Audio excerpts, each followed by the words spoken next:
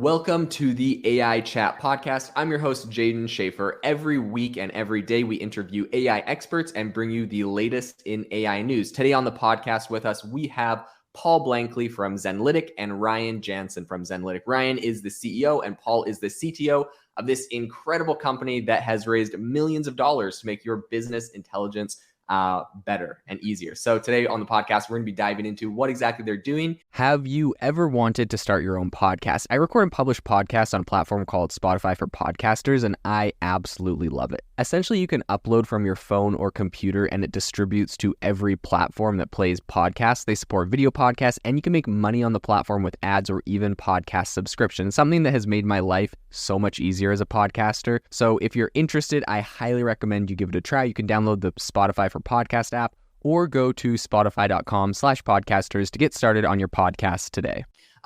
Welcome to the show, both of you. Maybe we can kick it off to Ryan first to tell us a little bit about your background, what got you into this space in general. Yeah, for sure. So my background is I am kind of a zigzaggy background. In venture capital, they talk about crossing the table, like going back and forth from VC to founder. Yeah. I guess I'm a table crosser. So Okay. I started my career as engineer in my native Canada, but pretty quickly I went to sort of join a VC fund. Like I moved to the UK actually, got an MBA, stayed there as kind of like an early employee of a venture fund, and I was there as a VC for a long time. That was good fun. But then I crossed the table over to found Zenlytic. And the precipitating event for that was actually just seeing how fast the tech was moving. And this was actually in a long time ago. This is 2017 or something, but way back in the Stone Age. In the Stone Age. And it's like dog years, man. AI is just moving so fast. But it's funny because the data point for me at the time was like, wow, things had come a long way since I was an engineer. I couldn't believe how far. I mean, the hardware improved, of course, but that just unlocked all these new software capabilities. And it was clear that this data technology was going places basically. But the thing that really stood out was not the size of the change, but the pace. And it was clear that it was accelerating, and that has stayed clear all the way through to today, right? So even now it feels like we're speeding up, and the acceleration never stops. Exactly, right? And it feels like we're on a raft, and you can feel the water's getting a little choppy just before the waterfall kind of vibes. So that's what got me excited then, and that's what keeps me excited now, and that's how I ended up getting involved with AI. Very, very cool. And then what about yourself, Paul? Yeah, so I'm like a nerd's nerd. I've been math and CS like my whole way through. And Ryan and I actually met in technical grad school at Harvard. Okay. That Ryan was coming back to brush up on his technicals, and I was just finishing up grad school there. And then right after that, we actually started consulting together. So that was like setting up these data stacks for companies. So that's like setting up, Snowflake, BigQuery, all the sort of major cloud data warehouses, and, setting up analytical systems. And the thing that really got us started with Zenlytic was seeing the difference in what we were doing in grad school, the capabilities of the AI tech there versus all the, old 20-year-old business intelligence tools that we were setting up. So we're like, there's fundamentally going to be a change in how people actually use data, because, AI has advanced to the point that a lot of the things you want, you can just ask for, as opposed to, have to figure out some old interface. Okay, that makes a lot of sense. And then I guess over to you, Ryan. How would you say, what's the main problem that you guys see you're solving, the main issue that your customers had that they're coming over to you? So what is the main thing you're delivering for them? Yeah, the main problem is really what I would call self-serve BI, which is using business intelligence without being a technical person. If you're a big nerd like Paul or I, and SQL or Python or something, language like that, it's incredibly powerful what you can do with a cloud data warehouse these days. For the vast majority of people, they don't know and they don't want to know how to write SQL queries and things like that. So they're kind of stuck using, I guess, dashboards is the name of the game, right? So dashboards are fine, but the problem is that people start there, and if they have to go any deeper, if they have to double click on anything, or they want to drill down into something or ask a follow-up question, it's an email to the data team.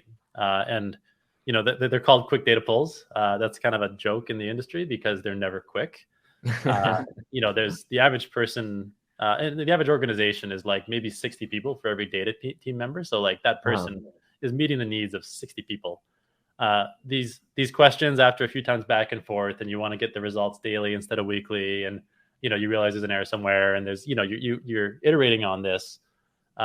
We're talking days or weeks. So our goal is to make that faster, make that instantaneous, frankly, by incorporating this sort of always on instant AI chatbot that can analyze the data and field a solid majority of those questions. Okay. So Paul, talk to me a little bit about Ryan's mentioned this AI chatbot. Talk to me a little bit about how AI is being integrated into your platform, what that really looks like. Is this an API? Is this a wrapper on an API to something like OpenAI? Is this your own in-house AI? Like what does it look like for you guys having AI integrated? Totally. Again, and this is a really important point, actually, because there's a lot of people trying to do, OpenAI or Anthropic or something like that to SQL. So you ask it a question, it'll generate some SQL, and then it'll go and run that on a warehouse. That just does not work outside of some super trivially simple situation where you've got like two tables. It's just in any organization, the definitions themselves are super complex. Visa has a team of almost 100 people just to calculate what revenue is. These things just get really, really complicated. And you can't just let an LLM kind of guess at some SQL that might or might not be the right answer, especially when you have an executive who doesn't know SQL and can't verify that it's doing the right thing. And then, that's just not a situation that can happen, not for a public company, not for, even a mid-market company that would make a really bad decision with, a wrong definition there. For sure. So the definitions have to be correct. And the way we solve that problem is that we have a semantic layer. That's where, the data team, the people who have the context, can go in and define exactly what those definitions are. And then the LLM, instead of, having to guess at SQL and figure out all these complicated definitions, just basically picks from a menu of definitions and then just says, hey, I want, this metric over this time, sliced by this thing, filtered down for this. We can then compile the SQL deterministically to make sure that everything is always right. So the way that works on the LLM side is that we're using, GPT-4. That's really the only LLM out there right now that's capable of doing this really well. We're using GPT-4, but the really crucial point is that we have that semantic layer. That's a different architecture from every other company that's doing this. And it's really critical difference because you just cannot trust the LLMs to guess at SQL right every time. Right. No, yeah, that makes a lot of sense. I think the hybrid is definitely the right approach here. You mentioned using GPT-4. I've heard from a number of founders working on different projects, complaints with just the state. Well, I mean, first off, how long have you had access to that? Did you have early access, or is that relatively new that you guys got on? Early access. We've had access since they launched the API. Oh, awesome. Okay, that's awesome. I've heard a number of people complain about. They say going from GPT 3.5 to GPT-4's API, like they have like timeout issues and some things like that. Have you guys experienced that, and if so, is there something you've done to get around it, or has it been fairly similar to 3.5? No, so the latency is much worse. That's and that's just kind of the price you have to pay. You have to architect the application to be able to support latencies that are higher like that, which isn't fun for anybody. Like no one likes that. But you when you're looking at like 8 seconds versus 3 seconds, or waiting 3 days for something, 8 seconds is still the no-brainer. But it's still not fun. We had a lot of problems with latency with them probably 2-ish months ago. But to their credit, they've sorted a lot of that out. Really? Average request times are down probably like a third of what they were 2 months ago. So they're overall doing a really good job. Every now and then they'll have a bad day and things will take longer. But luckily our systems are architected to be able to handle those bad situations. Well. That's awesome. Yeah, because I heard complaints about essentially if you send in a bunch of requests all at the same time, there's issues and stuff. But so I guess there's workarounds in the architecture. That's awesome. Ryan, talk to me about who your ideal customer using your platform right now is. Walk me through a use case. All right, Paul mentioned Visa using it to using tools similar to calculate revenue and stuff. What's an ideal use case? I'm Coca-Cola or I'm some business and I'm going to use your platform. What am I going to do with it? Yeah. So Our users are actually sort of like, there's two groups in an organization that touch the product. The first is the data teams that sort of deploy Zenlytic. They're also the teams that are setting up data pipelines in the data warehouse. They're also the people that used to be doing those quick data pulls. Okay. So that's side one. Side two is the end user, the self-serve user. And those are the non-technical folks who are just trying to find the answers. Okay. And those, we get usage from both sides. It's designed for the non-technical user, but that means the technical user can also use it to get faster answers. So, quite often, even as someone who writes SQL, I'll use Zenlytic to like generate a SQL query and just iterate from that instead of starting one from scratch, for instance. Yeah. But the name of the game is the non-technical user. And to give you an example of, what that looks like, if you say you were a performance marketing manager, for some sort of, leading D2C brand, for instance, you'll probably have a whole bunch of dashboards that you're checking every single day, monitoring campaign effectiveness, monitoring, user traffic flows throughout the app, monitoring funnel conversion, checkout rates. You'll have a giant dashboard of stuff that's monitoring that. And maybe say one day, you'll notice that, for instance, your ROAS is going down, your return on ad spend on one of your dashboards. You'll see a bit of a dip there or something like that. That, under most circumstances, you'd actually be asking the data team for help at that point in time. You'd say, all right, I need to understand what's going on with this situation so we can rectify the problem. I'll email the nerds and be like, all right, can you give me the breakouts of these by X, Y, and Z? I want this by, first product purchase, last product purchase, whether or not they're a premium subscriber, all these slices at once, these combinations. I want this, trended versus last month at this time. Is this a real problem? Trended versus last year at this time. And you'll ask all these questions to really sort of get your head around the problem and get the shape of the problem. That's a slow process. Now it can be handled automatically and instantaneously. And you can actually just, fire those away and iterate on those live just by updating those charts and updating that data and say, all right, tell me more about this SKU. Is this a source of problem? Or even use some of the advanced functionality in Zenlytic to break the problem apart. And you can actually just click and drag over and say, all right, explain to me why this dip is happening. And it will build hypotheses for you. It'll give you, half a dozen ideas. Oh, it turns out this SKU or this combination of this SKU and this particular campaign have been underperforming their historical ROAS. Also look at this particular promotion code. This is also not doing well. Did you know there was a stock out here? So like this particular, SKU is also underperforming, and it'll actually break that down into ideas for you that you can action. So it basically, your objective with any sort of, data research project like that is to take a big, vague problem and break it down into a bunch of smaller actionable problems with solutions. And we just accelerate that process. And I guess we, the build, measure, learn cycle, we're the measure part. Okay. Very, very cool. Paul, tell me a little bit about, what are some of the differentiators between Zenlytic and other business intelligence tools that are currently in the market? How are you guys setting yourselves apart and being unique in the space? This episode is brought to you by Shopify. Forget the frustration of picking commerce platforms when you switch your business to Shopify, the global commerce platform that supercharges your selling wherever you sell. With Shopify, you'll harness the same intuitive features, trusted apps, and powerful analytics used by the world's leading brands. Sign up today for your $1 per month trial period at shopify.com/tech, all lowercase. That's shopify.com/tech. Totally. So I would say the first thing is one of our taglines is that we're the world's first self-serve BI tool. And that's a bold claim because BI tools have been claiming to be self-serve for a really long time, probably since before I was born. But the reason that that's actually true is that, we can dramatically alleviate this problem that Ryan's talking about, which is that quick data pull. Data teams spend, 60, 70% of their time just answering these ad hoc requests.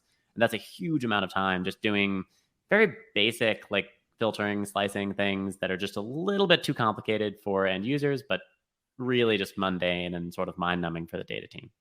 So that we can actually do that because we've got the full BI suite of functionality. So it's like all the row-based access control, the complicated, BI stuff that you need to be able to, deploy this in an organization of scale. And then we can marry that with the LLM interface where you're able to just ask about the things you need. You don't have to know which table something's in beforehand. You don't have to know how to join these two things. You don't have to know exactly, did we include returns or not include returns in that net revenue definition? You just ask for what you need, and you're able to get it in seconds. So the main differentiator is just that ability to reduce those ad hoc data requests, speed up things for both the data team who don't have to answer those and the end users who don't have to spend, a week on commenting on a Jira ticket to get some data that they need. Okay. Very, very cool.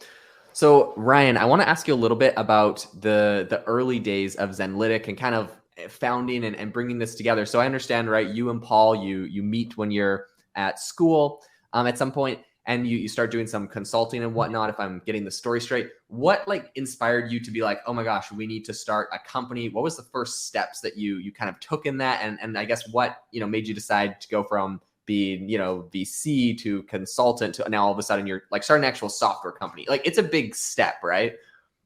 Yeah. I'd say we had an unconventional path to it.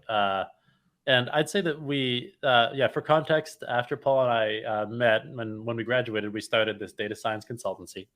That was doing everything from building data pipelines all the way through to data-driven strategy, and involved a lot of touched a lot of the various BI tools that existed out there. That was always there's two intentions there. The first was to sort of bootstrap a war chest, we go into product mode. The second was to really understand the shape of the problem. And so the intent was always to sort of shift into product mode once we had a really good idea of how we we're going to tackle this. Okay. I'd say we had a vague inbound notion that self-serve was not working, but then after having had a chance to live the lives of really both sides of the problem and a lot of different lenses, basically, I think that helped us sort of refine exactly what we had to do, what we were going after, what the shape of the product was going to look like. So that was the first big unlock. The second big unlock actually came about a year after we went into product mode. So we set out to build the world's first self-serve BI tool. And I think we got a lot of the way there over the course of the two of you working on it? Started out with the two of us. We're now up to 11 and hiring if you're interested. So any listeners that are awesome, please reach out to us. So it was the two of us at the time, but we'd sort of started building for that first year. And we made a tremendous amount of progress, but we didn't even realize at the time that self-serve probably wasn't possible then. And it's it's the old VC adage where it's like, all right, BI tools have been trying to do this for 20 years. What's changed basically? And for that first year, nothing fundamental had actually changed. We were doing a better job rounding out the corners, and we were getting rid of a lot of the sort of blockers to effective self-serve from a UI perspective. But the second big unlock for us was the LLM revolution. We'd always had some language capabilities. In fact, Paul and I, when we were studying, that was the year that Attention is All You Need came out, which is the seminal, that's the foundation for GPT, basically. We'd always had some language capabilities, including the great-great-grandparents of, GPT-4 and GPT-3 or even 2, right? As soon as things started to accelerate, we saw the opportunity ahead of us. And I guess we'd always expected that would happen at some point in time. I think it's happened faster than everybody expected, including us. But, we realized that was the big unlock that was missing. And that let us, first improve, fidelity and everything, all the great stuff that comes with these models. The other big thing is it let us move from a single question search paradigm into a chat paradigm. And, that's important because these quick data pulls never end with a single question. It's always a conversation. There's refinement and iteration and things like that. And by adding the ability to do that, that was the necessary unlock. And now that's what's changed. That's companies have been trying to do it for 20 years. It wasn't possible because this technology just wasn't ready yet. So that was the second big unlock. As soon as we did that, and Zoe, the AI analyst, was born, that changed everything. That really allowed us to go way, way further down, what's possible for self-serve than ever before. Okay. Paul, tell me a little bit about Zoe, but also tell me a little bit about integrating AI. So I understand, right, it's running on GPT-4 right now. Did you have 3.5 in there? Were you guys on DaVinci before that? When did your journey start in that, right? Because that's the big unlock. So when did that kind of begin? Yep. So like Ryan said, we originally started on, the old school models, just like parsing text using, like BERT and other sort of progenitors to the current LLMs. We started with OpenAI with the, DaVinci model before they had 3.5. And then we've, basically seen our own capabilities just grow as we've used, increasingly more advanced models. And then we test all the models on the market. Like, we test Anthropic models, Google models, OpenAI stuff. So it's like we really, look around to make sure that we're using the best thing on the market. And our architecture is very able to swap those out. So if someone else passes OpenAI, we will happily use the best foundation model available, basically.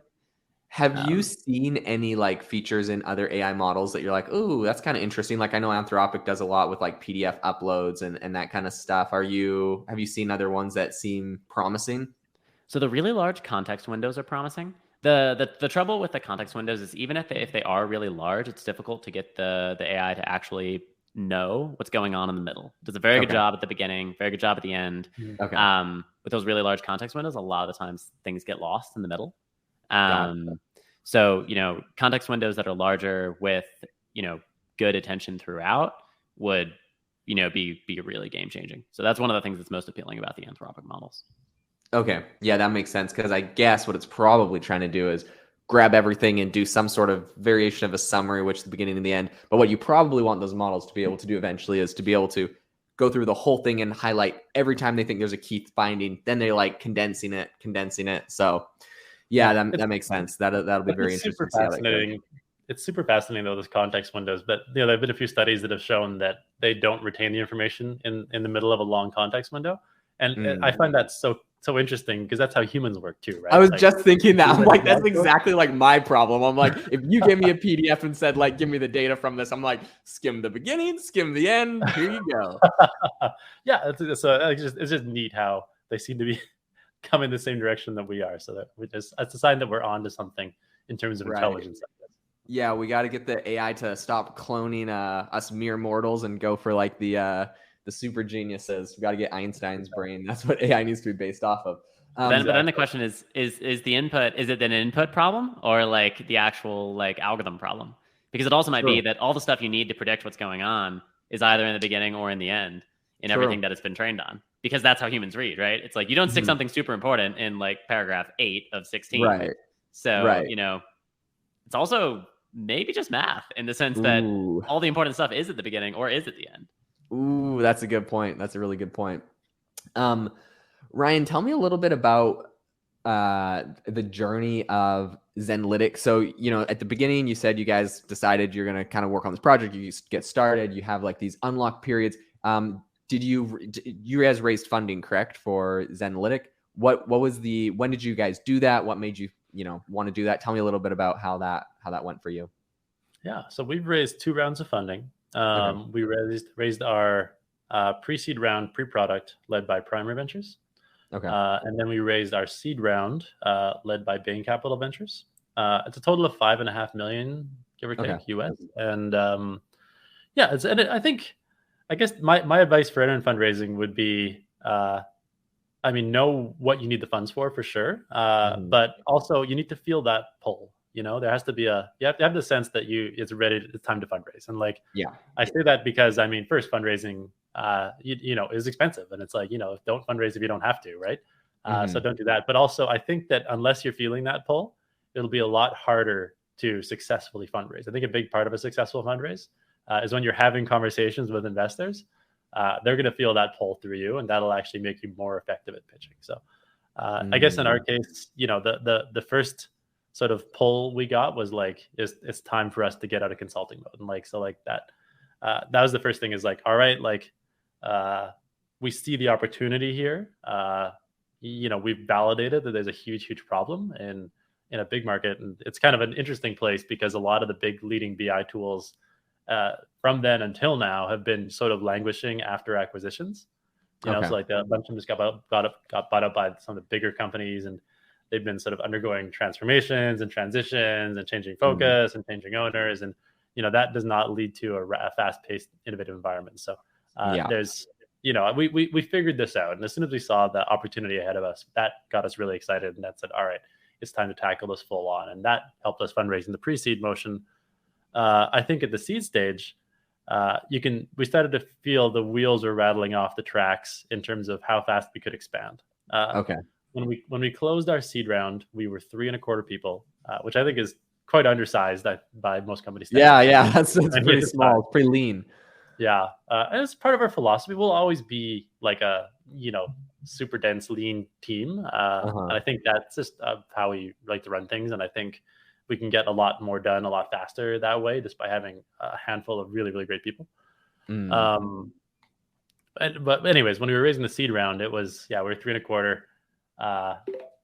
Wheels are falling off the tracks. We were totally just kind of stun locked out between product development and speaking to new people. And we said, all right, it's time to add more hands. We're feeling the demand for this product. People are getting excited. It's time to add more hands around the go-to-market side, add more talent there, add more engineering capabilities. We could feel in almost every area of the business, we had a really good use for additional capacity. And we said, that's time. Let's go for it. Okay. Yeah, that makes a lot of sense. Paul, tell me a little bit about what you think were the hardest technical aspects of getting this platform off the ground. What was like the hardest things you had to struggle with to get right on this thing? I think there's three things that I would say here. The first one is figuring out our explain change capability. That's basically this very esoteric field of algorithms we actually had to push forward to be able to answer those why questions. The other thing is critically just like the semantic layer. We made some improvements to, underlying like SQL compilers that involve a lot of complicated stuff like graph theory and other, it's really complicated to actually get that out. Those are sort of like individual crux moments. The thing that I think is really underrated in all software businesses is that it's just complex. We've been building BI tool for several years now, and you just find all these little problems, these little issues that just come up that you have no way, there's no way to find them or anticipate them outside of just experiencing them. So the example with an established company is Salesforce. You can't just replicate Salesforce by copying basic CRM functionality. Salesforce has figured things out in 2 decades of building a CRM that all other CRMs just have to go through that same painful experience to be able to replicate those features effectively. So it's like going through that is really the thing that's hard to copy. That's difficult things we figured out in the UI, difficult, complicated, bugs that have come up, things that we've had to sort out. So the complexity itself is one of the cruxes that's often missed in software businesses. Yes, I definitely can see that. And then Ryan, question for you. Talking about raising a pre-seed and a seed round and whatnot. What was the actual process like for you? Did you go and just cold outreach? I know that you had worked in venture capital before, so were you tapping into some of your previous contacts? Like, how did you put that round together, and what was that journey like? Yeah, for sure. One last one, because we got to bounce here after this, but I think that it's interesting because even though I was a VC for a long time and I have like a network of friends in VC, which I think is why a lot of people get into it, and so they get ultimately fundraise. I actually didn't use that at all in any of our fundraisers, really. Maybe once or twice, but it always just happens so organically and kind of quickly, I guess, that I didn't have to really tap into that. And I think that the greatest lesson I learned as a VC is actually not like that the network is important, but I think it's important to, if you do your homework and you get people informed and excited about what you're doing before you're fundraising, and just maintain those contacts of people as an entrepreneur, I feel like just being prepared is 90% of the battle. Like if you come to a firm that that you've been keeping up to date, you've been calling shots and making those calls and saying, next time we meet, we're going to be doing this, and then you do that. That is just super impressive. That's more impressive than telling anybody your story, just letting them live it. And if you've done that and you say, okay, it's time to fundraise, I feel like you're going to get a lot more people leaning in, so do your homework. The most of the fundraise happens before the fundraise is my big takeaway. Yes, I think that is something critical. A lot of people are learning in today's field with a lot of these different AI startups happening. I know a lot of listeners would definitely appreciate that advice. Paul, what's one piece of advice you feel like you could give to technical founders on, perhaps people right now starting new AI startups, There's a lot of them. I think right now every startup is an AI startup. So what's a good piece of advice you could give to technical founders in the space? I think the best advice that I could give anyone is that there's one trait that is the single most important thing about starting a company, entrepreneurship, really just life in general. This is one thing that Ryan, one of Ryan and I's advisors, says, is that you have smart people succeed, dumb people succeed, nice people succeed, mean people succeed. The one common denominator is persistence. You just do not give up ever. Even when it seems obvious that you should give up, you just don't. And that's sometimes bad advice because sometimes it's a bad idea and you need to give up. But, it's just so easy to get discouraged. And that happens, you can have a bad day and be like, wow, this is terrible. Or you can have a great day and be like, wow, we're, like crushing it. But you just have to be persistent. And you just have to say to yourself, like, we're going to do this. Like, no matter how like hard it is or much it feels like it's not going to happen, just stay the course. And then, if you're on an exponential curve, you don't know. It's all of them are flat for the first part. And then you slowly start to actually go up. So that's it. That is awesome advice. So I guess wrapping up here, I will ask one more question to Ryan, which is a similar question to the one I asked Paul, but from a CEO's perspective of an AI startup right now, and especially someone that has this experience in venture capital, what's one piece of advice you feel like you could give to founders today in this space, and perhaps even to investors looking at these AI startups, seeing as you've been on both sides of that table? Yeah, I would say, so I think it's clear to everyone on both sides of the table that this is the next big opportunity. So like, this is the platform shift. This actually these platform shifts happen once every, 8 to 10 years. The last one, in my opinion, is mobile, right? Before that was the internet. So like, I would say to people on both sides, congratulations. This is a career defining, life defining, opportunity defining type moment for everybody. And I think there's a lot of excitement because of that. I would say my biggest advice for everyone is, though, having said that, my biggest advice is don't pitch and don't invest in LLMs for LLM's sake. Pitch solutions, pitch use cases, pitch jobs to be done, pitch problems to be solved that happen to use LLMs, because LLMs are just a tool for, achieving a use case. And I would focus on that because that will make your pitch more effective. That will make your investments perform better. And that will make your company better. That's the right way to run a business. So that'd be my advice. I love it.